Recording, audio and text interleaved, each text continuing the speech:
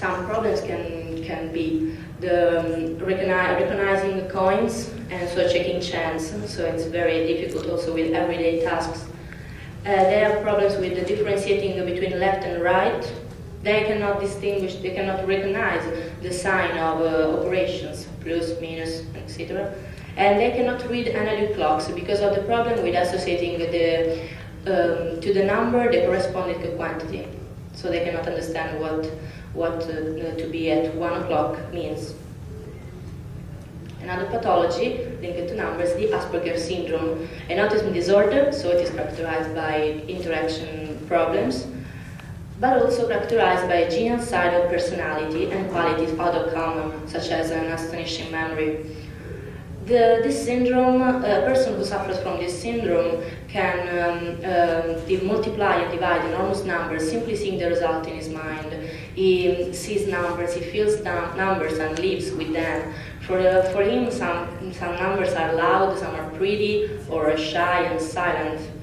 And this syndrome is considered a gift and a damnation at the same time because of these two problems, social interactions, problems with social interaction, but also qualities out of common, which we can think about these qualities like a genius. Some very famous people suffered from this syndrome, such as Michelangelo, or Isaac Newton, Nikola Tesla, Wittgenstein, or Albert Einstein, showing some of its characteristics, such as social problems, and of course qualities out of common, as we know.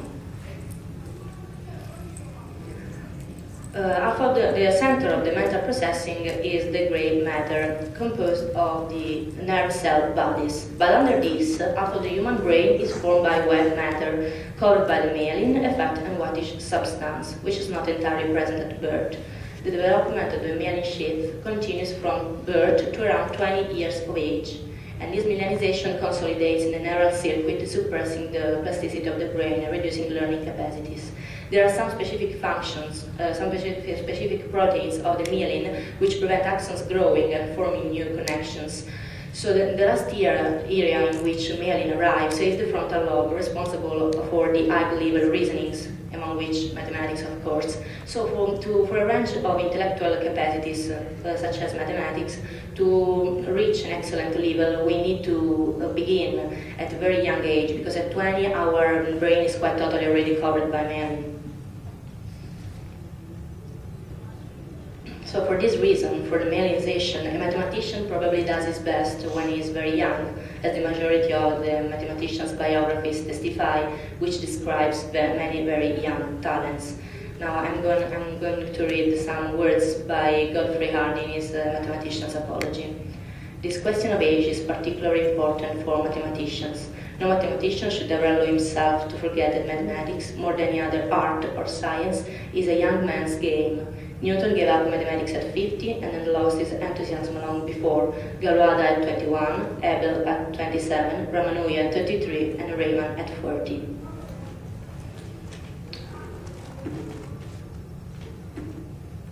So in the end, the most important link between mathematics and the brain is in the existence of mathematics itself, which doesn't get over the human mind, but which can be applied to the universe laws. Mathematics is an invention of our brain.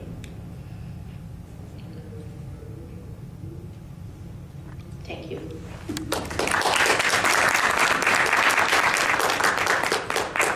Okay, thank you for your interesting lecture.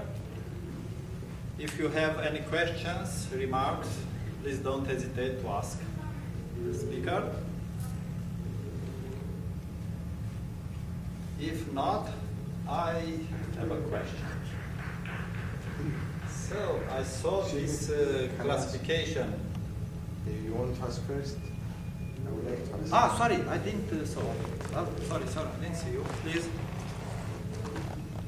So we can tell that if a man have a talent in mathematics, it has a strong intelligence or high level IQ, it is connected in that way.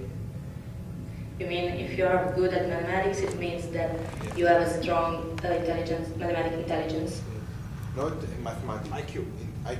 IQ, yes, because IQ is not correct. the theory of multiple intelligences, because as I said, IQ was born in a period where only mathematics was the measure to measure intelligence. So if you have an IQ, it's probably you have a strong mathematical intelligence. Yes. More than also linguistic capacities, more than artistic capacities or I don't know, musical capacities. If you have an IQ, maybe you don't have musical capacities because IQ doesn't count it then. So. All right, thanks. Any other question or remark? Well, my question. Can you show us the slide with the 7 types of intelligence? Sure. Please.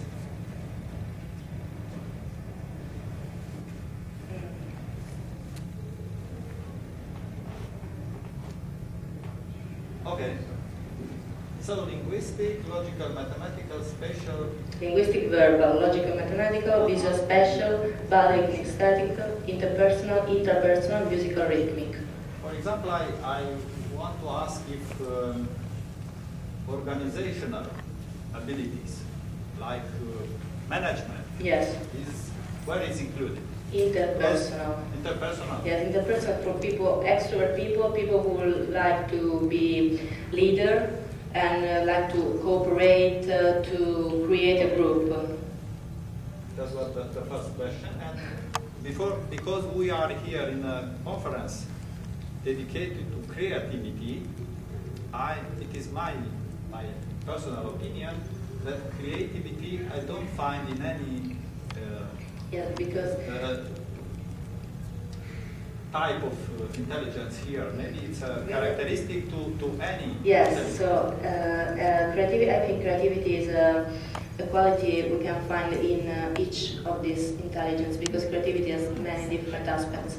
So I think, for example, a person who has creativity in verbal descriptions or reflections may have an linguistic verbal intelligence.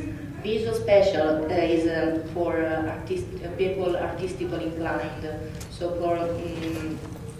for example, drawing or arts in general. Musical is for creativity about music. So you can find creativity in different intelligence. There is not a creativity intelligence. It's different.